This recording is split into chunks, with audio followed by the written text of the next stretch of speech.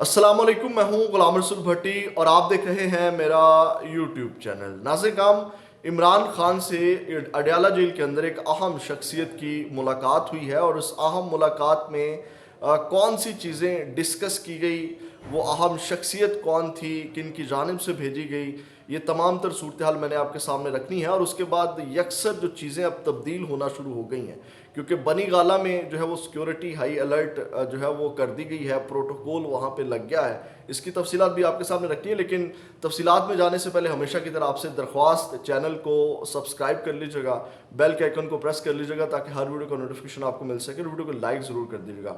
आपके लाइक्स और कमेंट्स इस चीज़ की बहुत बड़ी मदद हैं, क्योंकि जितना ज़्यादा आप इस वीडियो को लाइक करेंगे, उसके ऊपर कमेंट्स करेंगे, उतना ही ज़्यादा इस वीडियो को देखा जाएगा। नाज़िर, आपने थंबनेल में पढ़ा कि जनरल आसिम मुनीर जो हैं वो खुद इमरान खान साहब से मुलाकात के लिए पहुंच गए और उसके बाद उन्होंने किस तरह वो सारी चीज़ें जो हैं वो एक एक करके मैं आपके सामने रखता हूँ। नाज़िर, जनरल आसिम मुनीर साहब की जानिब से जो है वो उनके जो चीफ ऑफ स्टाफ हैं अवैस दस्तगीर, उनको भेजा गया मुलाकात के लिए। तो मैं ये समझता हूँ कि जनरल आसिम मुनीर साहब ही इमरान खान साहब से मुलाकात करने गए हैं, क्योंकि आर्मी चीफ के बाद जो है जो चीफ ऑफ स्टाफ होता है वही जो है वो फ़ौज को चलाता है। और आपको पता है कि जनरल आसिम मुनीर साहब की इजाज़त के बगैर जो है ये मुलाकात नहीं हो सकती। तो मैं इसको समझता हूँ कि ये जनरल आसिम मुनीर साहब खुद ही इमरान खान साहब से मिलने गए हैं। तो नाज़िर,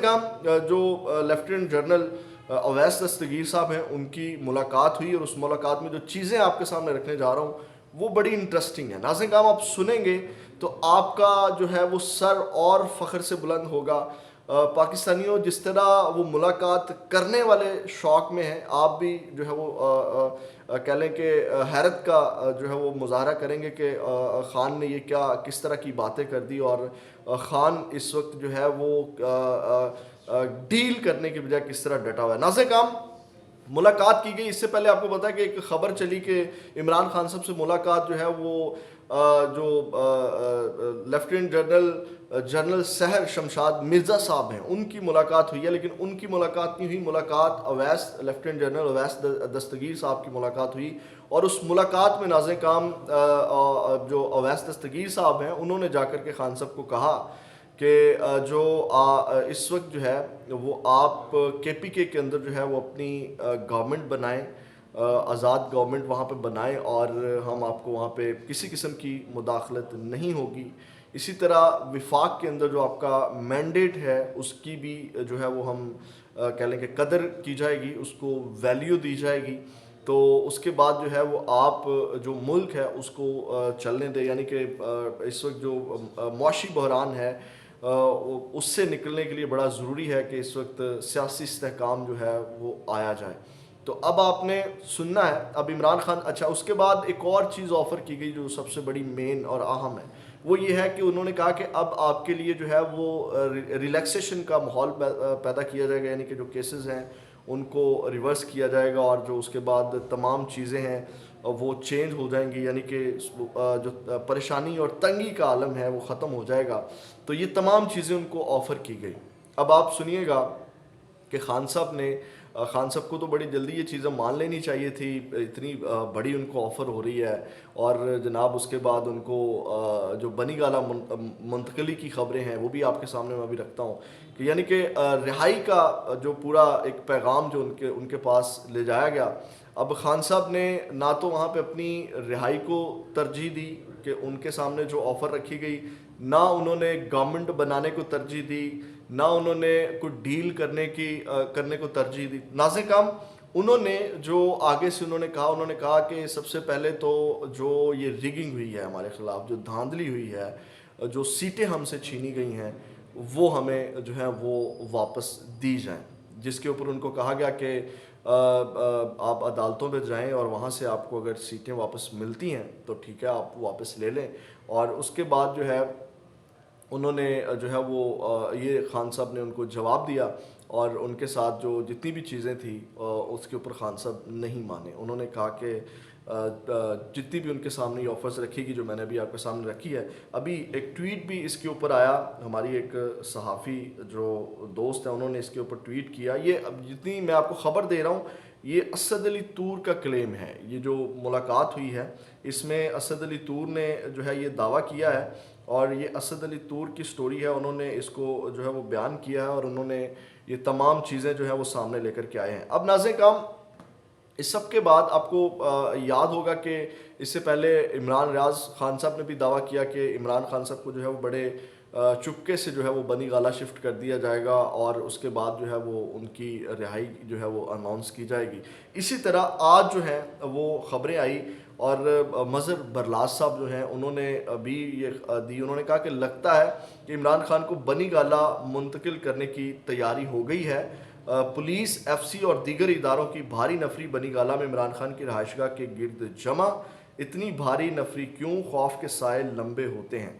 उसके बाद उसामा गाजी साहब जो हैं उन्होंने भी लिखा कि बड़ी हलचल, अचानक पुलिस की भारी नफरी बनी गाला में इमरान खान की रहायशगाह के इतराफ तैनात। यानी कि इस वक्त सारा माहौल जो है वो बनाया जा रहा है, लेकिन जो अहम और मेन खबर जो मैंने कहा कि आपका सर उन्होंने मज़ीद जो है वो बुलंद कर दिया। नाज़रीन काम, इस वक्त इमरान खान साहब डट गए हैं, उन्होंने किसी किस्म की, हालांकि वो हैरान है कि वहाँ पे इमरान खान साहब ने जो है वो किसी किस्म का ये जिक्र नहीं किया, जिस तरह उनको ये तमाम चीज़ें उनके सामने रखी गई। खुद जो है वो ताकतवर जो लोग हैं वहाँ पे चल कर के गए, जो कहते थे कि जो रेड लाइन है वो हम मिटा के दिखाएंगे, और कोई रेड लाइन नहीं होती। उसी रेड लाइन के पास उनको जाना पड़ा और उसके बाद वो हैरान थे और शॉकिंग में थे कि ना तो इमरान खान साहब ने ये फरमाइश की कि मुझे जल्द से जल्द रिहा किया जाए, ना उन्होंने कोई बैरून मुल्क जाने की ख्वाहिश का इजहार किया।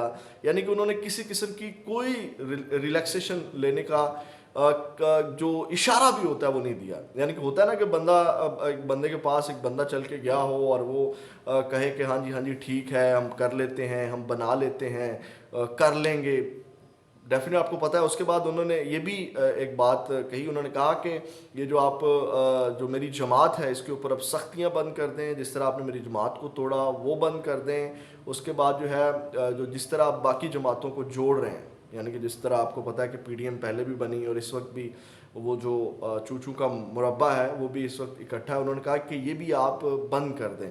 और उन्होंने कहा कि मुदाखलत जो है वो आप बंद कर दें, ठीक है।